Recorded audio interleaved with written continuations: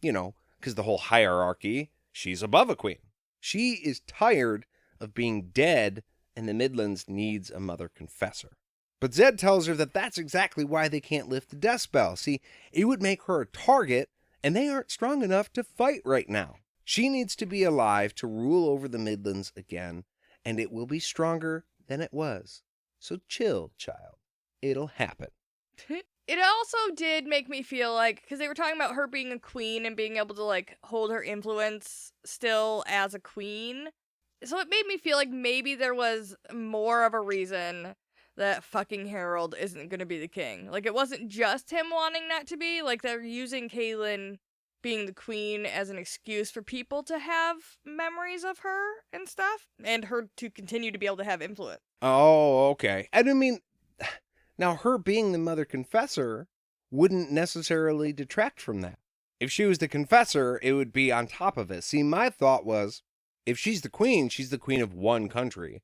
All of the Midlands doesn't necessarily have a good, well, I guess they do now, but normally they wouldn't have a reason to all be like, fuck yeah, the queen of another country. No, I agree with that. But the mother confessor, that's the whole Midlands. Yes, but Zed is saying they can't use that title because it'll like attract everybody to her and be like, oh, that's the one we're looking for. We are looking for her. Oh, I got you. If she's just the Queen of Galea, then she's just an annoying queen who's trying to fight back against the Imperial Alert. She's not like the big threat that the Mother Confessor would be. High up as possible to be able to deliver some damage to the enemy, but not so high up to where they're all going to focus on you. Right. Okay. So All right. it made a little bit more sense, and it made me hate the fact that Harold isn't king a little bit more a little bit less.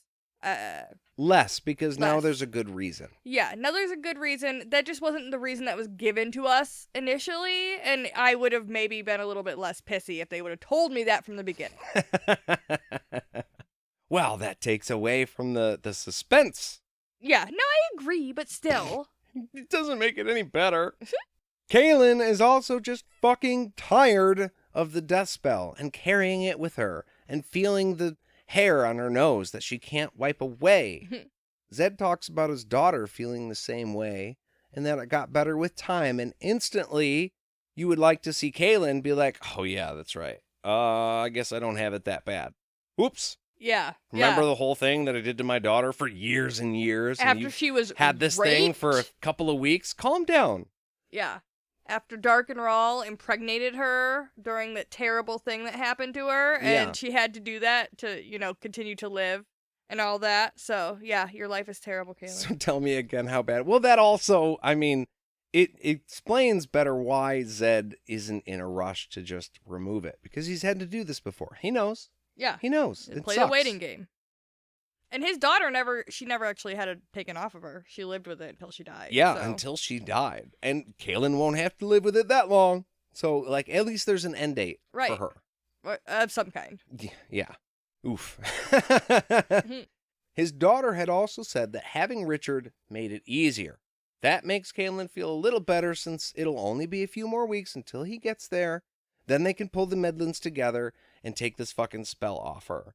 I thought, because the way that Zed explains this made it seem for just a split second like he was suggesting to Kahlan to have a baby. Have a baby. Yeah.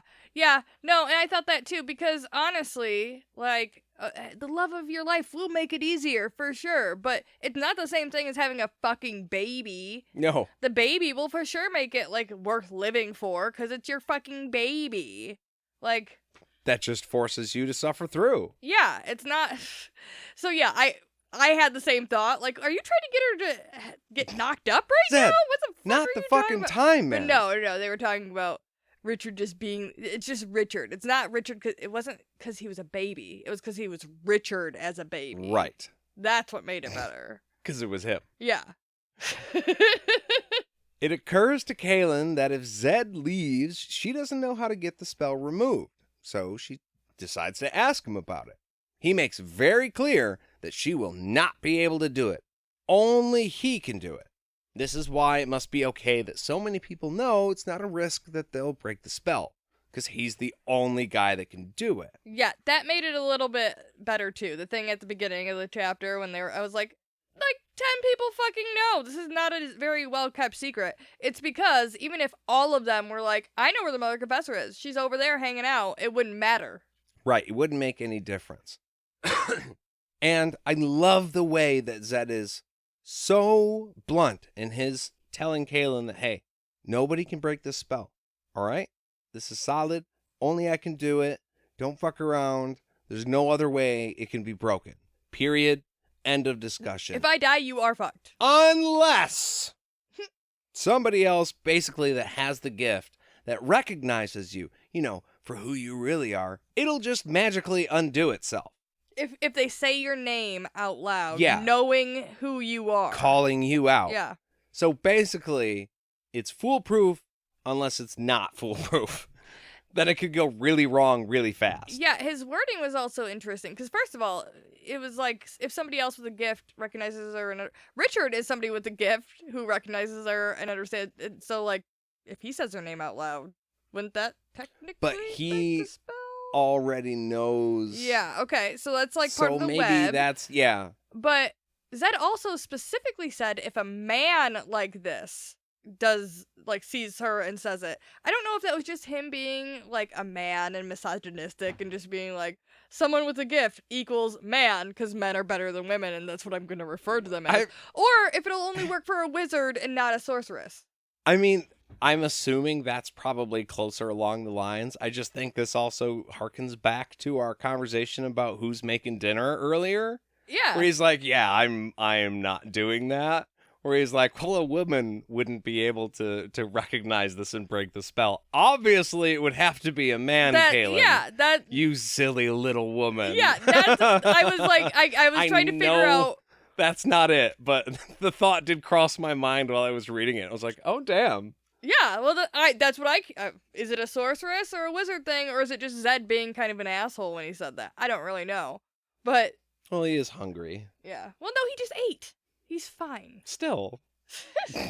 So this does depress Kahlan a bit because she knows Zed won't do it until he's good and ready. But once Richard's there, she won't be thinking about the spell as much because she'll be too busy making out with him and eating apples and going to ghost planes and getting it on. And, she's going to be doing some stuff. It's gonna be a time. And fighting a war. Oh. That might also, help. Or whatever. She does decide to go outside, get some air, check on the men. She looks at the stars in the sky, wondering if Richard was riding hard or sleeping, sure that he is on his way. Nope. Not even a little bit. She suddenly sees a group of stars go dark for a second before blinking back. So something blocked the stars from her view. A cloud? A cloud, maybe. Could be. Do clouds thud on the ground Not behind usually, you? unless it's raining or hailing. Yeah, well, then you should be outside. Go inside. She knows only one thing that could have gotten through the guards without raising the alarms, and pulls her knife out before the fucking chapter ends. That's it. Cliffhanger, like a motherfucker. Every time.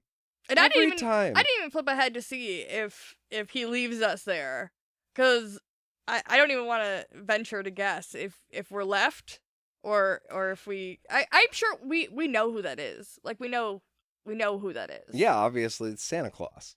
No, Santa Claus doesn't have wings.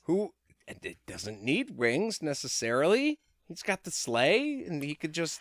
It's July, so I was trying to do a Christmas thing. It didn't work that well, but it's Scratch. We'll leave it open for theory, but yeah, I believe it's Scratch. It's Scratch. I just thought it was funny because she's like, Richard, he's for sure on his way, and Richard is for sure fucking not. He's sitting off in his tower, and here's his little minion dropping in behind her that she's about to stab the shit out of. Like she just had the thought about Richard, and it's like, oh, by the way, no, not in the way that you're thinking it's going to go down. Yeah. Here's what's happening. Here's the letter that's going to wreck your life. Ta-da! So you just wasted all of today talking about Midlands plans, because... Sorry.